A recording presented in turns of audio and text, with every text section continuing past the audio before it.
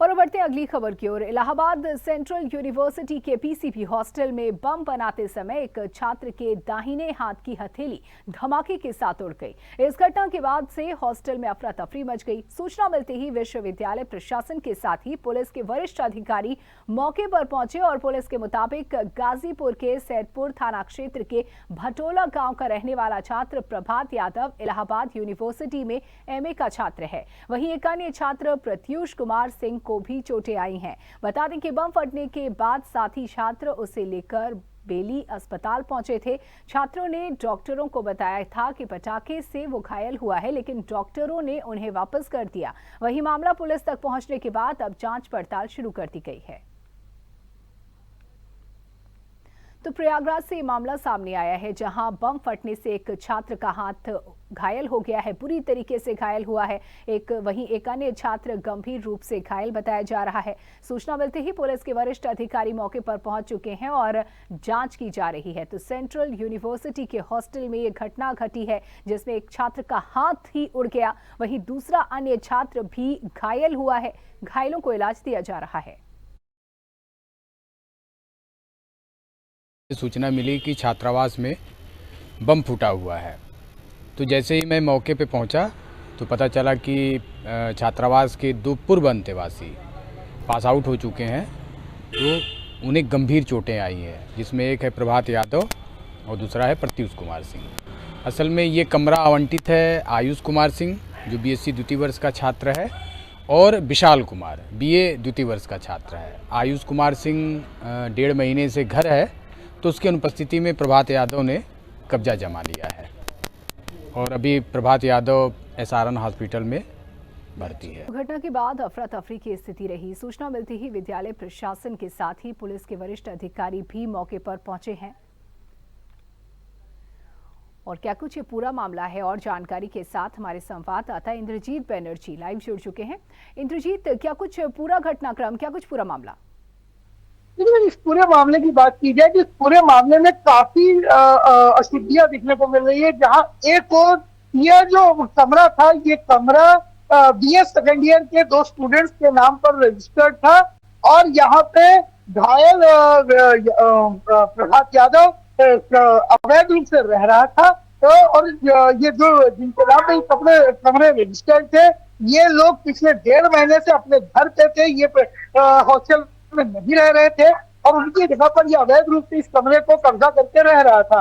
शाम के लगभग 5:30 बजे के आसपास ये घटना घटित होती है, जिसके बाद आनन फानन में पुलिस को बुला लिया जाता है। पुलिस पूरे कमरे को सील कर देती है एवं हॉस्टल के आसपास के क्षेत्रों में किसी भी तरीके से किसी के प्रवेश करने में रोक लगा देती है। यहाँ तक कि मीडिया को भी वहां आसपास फटकने नहीं दिया जाता है। गेट के बाहर से ही मीडिया को भगा दिया जाता है, जिसके बाद रात के लगभग 9:30 बजे के बाद मीडिया को प्रवेश करने का अनुमति मिलती है। लेकिन तब तक पुलिस वहां से जो भी अवैध रूप से वहां पे सामग्रियां पड़ी थी, उनको साफ कर चुकी थी। पूरे मामले की अगर विश्वविद्यालय प्रशासन की ओर से जो तहरीर की गई है, उसमें यही कहा गया है कि ये दोनों अवैध छात्र थे और अवैध रूप से इस कमरे में रह रहे थे तथा वहां बम बनाने का काम कर रहे थे। लेकिन इस बात में कितनी सच्चाई है, ये अभी जांच का विषय है और जांच के बाद ही क्लियर हो पाएगा कि क्या सच्चाई थी। लेकिन इस तरह की घटनाओं के बाद विश्वविद्यालय प्रशासन काफी कड़ा रुख अपनाने को तैयारी कर चुका है। कुछ दिनों पहले भी विश्वविद्यालय प्रशासन ने पुलिस को चिट्ठी दी थी कि अवैध रूप से कुछ लोग छात्रावासों में रह रहे हैं, उनको निकालने के लिए पुलिस बल की सहायता चाहिए। लेकिन पुलिस ने इस पर पूरी तरीके से अनदेखी की है, जिसलिए आज जब तक जो ये रात को ये घटना हुई है, इसकी जिम्मेदारी कहीं ना कहीं पुलिस पर भी बनती है। बिल्कुल, देखिए मामले में कहीं ना कहीं निश्चित तौर पर पुलिस की भी जिम्मेदारी बनती है। और वहीं अगर बात की जाए तो अब तक जो कार्रवाई हुई है, इसके बाद क्या मामले को लेकर मीडिया से आधिकारिक बयान दिया गया है? कुछ बयान सामने आया? पुलिस अधिकारियों की तरफ से अभी तक कोई बयान सामने नहीं आया है, वो कोई बयान नहीं दे रहे हैं। लेकिन अगर बात करें तो विश्वविद्यालय प्रशासन ने अब कल ही रात को अपना स्टेटमेंट जारी कर दिया था। जैसा आप देख सकते हैं कि एक्सक्लूसिव हमारे चैनल पर उन्होंने अपना बयान जारी किया और उस बयान में उन्होंने इस बात की तस्दीक दी कि उस हॉस्टल में रहने वाले जो दोनों छात्र घायल हुए हैं, वो दोनों अवैध रूप से वहां रह रहे थे और जो बम विस्फोट हुआ है, अब ये तो जांच का विषय है कि ये बम वो वहां बना रहे थे या वो वहां पहले से रखे हुए थे या इनके ही द्वारा वहां लाए गए थे या छिपाए जा रहे थे जिस वक्त ये विस्फोट हुआ है।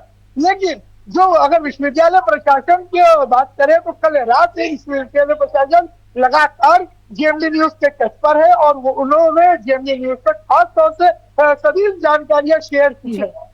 बिल्कुल। वहीं अगर अन्य छात्रों की बात की जाए जो कि इस हॉस्टल में रह रहे थे, उनका क्या कुछ कहना है इस पूरी घटना को लेकर और इन छात्रों को लेकर? देखिए, अगर अन्य छात्रों की बात करें तो अन्य छात्र कुछ भी कहने को तैयार नहीं है। हॉस्टल में अधिकतर छात्र कमरा बंद करके जा चुके हैं। वो लोग अपने अपने कमरों को छोड़ कर यहाँ से जा चुके हैं। कुछ अपने घर निकल गए हैं, कुछ दोस्तों के यहाँ निकल गए, कुछ डेलीगेसी में निकल गए हैं। छात्र इस समय हॉस्टल में रहना नहीं चाह रहे हैं। जो नम बीए फर्स्ट ईयर या सेकेंड ईयर के छात्र हैं वो दबी आवाज में कह रहे हैं कि हॉस्टल में अराजकता, तो सिर्फ एक हॉस्टल की बात करें, यूनिवर्सिटी के सभी हॉस्टलों में अराजकता का एक माहौल है जिससे वे काफी त्रस्त है। उनके कमरों में उनके सीनियर आके पूजा कर लेते हैं लेकिन ऑन कैमरा कोई कुछ कहना नहीं चाहता है। बहुत शुक्रिया इंद्रजीत जानकारी देने के लिए। तो खबर आपको बता रहे हैं, हॉस्टल में अचानक धमाका हुआ जिसमें छात्र बुरी तरह से घायल हो गया है। फिलहाल पुलिस इस पूरे मामले की जांच पड़ताल में जुट गई है।